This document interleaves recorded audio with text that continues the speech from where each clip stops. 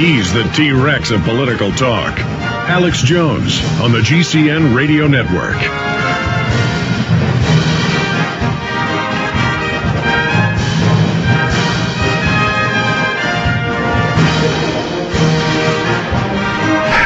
You know, I didn't want to bring this up with that lady.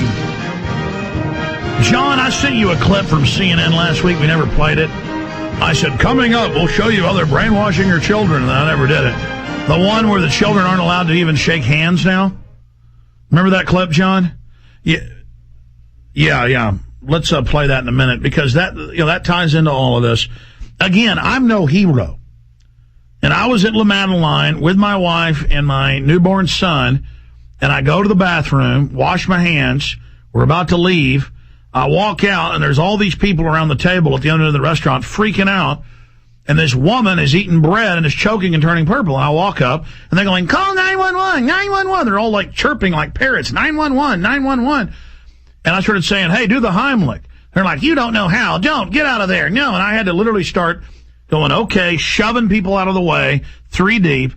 And the family's freaking out. Wait, are you doing that right? No, God, 911, 911. They just kept chanting 911. And I went, did the Heimlich twice. Big chunk of bread comes out on the table.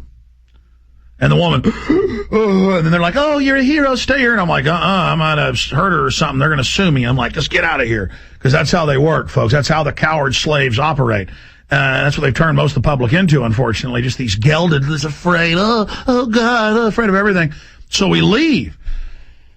I mean, that was instinctive to go do the Heimlich, because I was on swim team when I was in junior high, so we would put us through the YMCA/fire department little mini course, so I knew that.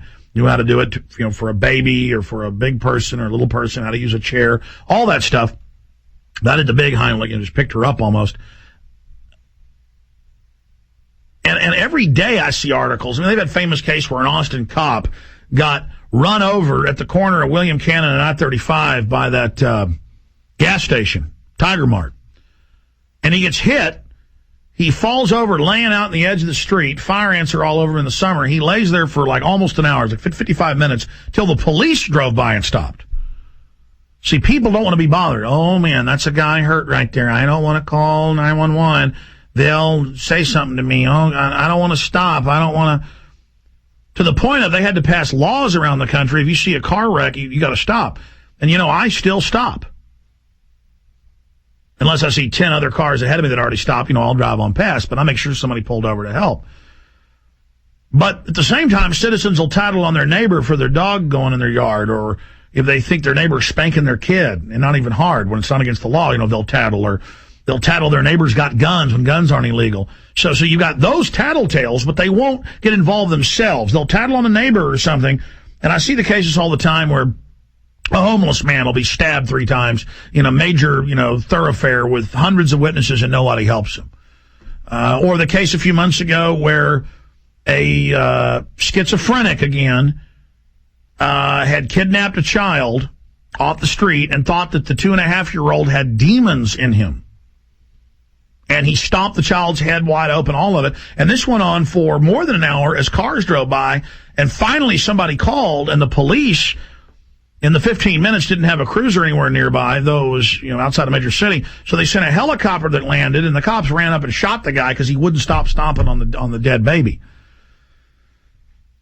I mean, I'm sorry, folks. I'm driving by and I see somebody stomping on a little kid.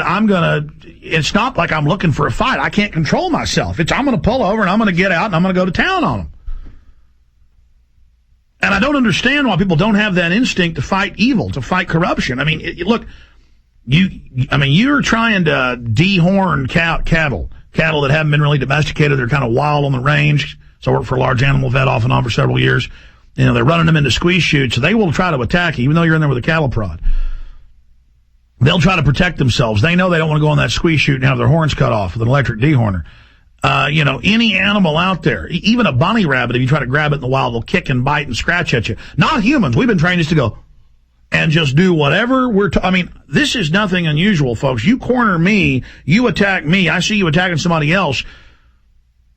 That's what we're born to do, is to throw ourselves against it. And I don't understand people. So, I've gone over this before, but it's such a phenomenon of they just, now they do metal detectors when you get on buses in the U.S. and in Canada and a lot of places, to make sure you don't have a knife, but you can still sneak one on or have a gun. How about people be able to be armed so when that guy does something like that, people are able to stand up to him? I mean, this went on for 4 hours. It's all about the bureaucracy, the job. The police stand down.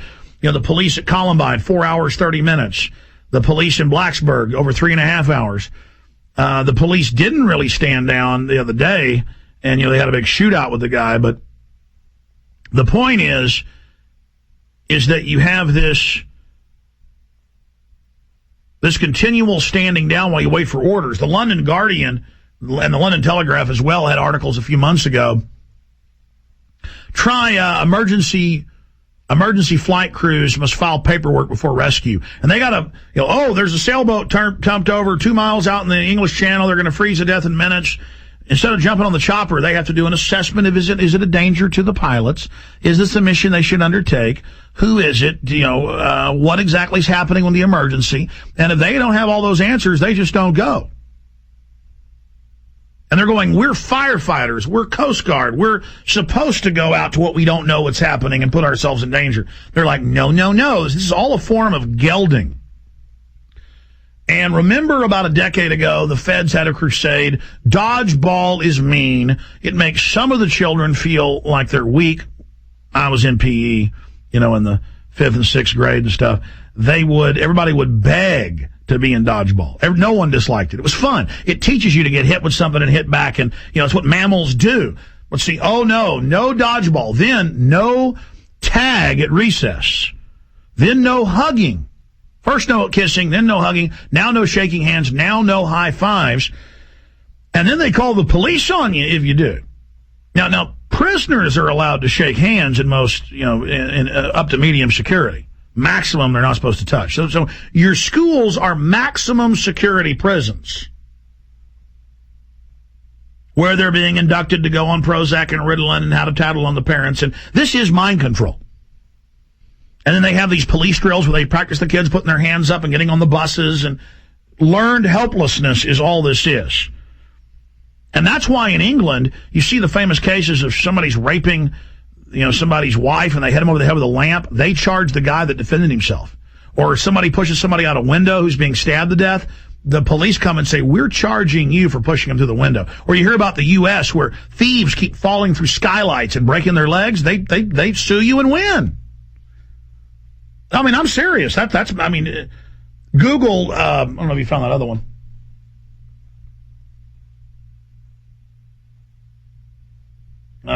Google thief sues homeowner, and you'll get a whole bunch of articles. See, this is the system. It's all about binding down good people. It's all about criminalizing the regular public, going through the body scanners and now scanning your naked body, taking your shoes off, submitting, being asked questions. Oh, don't worry, we don't profile. It's for everyone. See, this is about inducting you into slavery. Here's the CNN piece with the audio. No high fives, no touching at all. 11-year-old Stefan Pavraznik may only be in 6th grade, but he's old enough to question Milford's school policy. If you hug someone, it's considered horseplay, and this stuff is going to be met with severe action. That's what he and fellow students at East Shore Middle School say they've been told. His father is not happy. Now it's almost as if it's a sanitized school where nobody can, you have to keep your distance from everybody. And that's not what school's about. The district sent home a reminder about its no-touch policy this week after several students reportedly fought, and one was badly kicked in the groin. The letter states physical All right, let's stop there. See, if one person's bad, you're all guilty. That's how re-education camps work. Oh, Bob didn't accept that Stalin is God. You're all going to get your food cut in half and have to do double duty out there at the rock pile. And then everybody goes and beats up, the guy that didn't worship Stalin as God.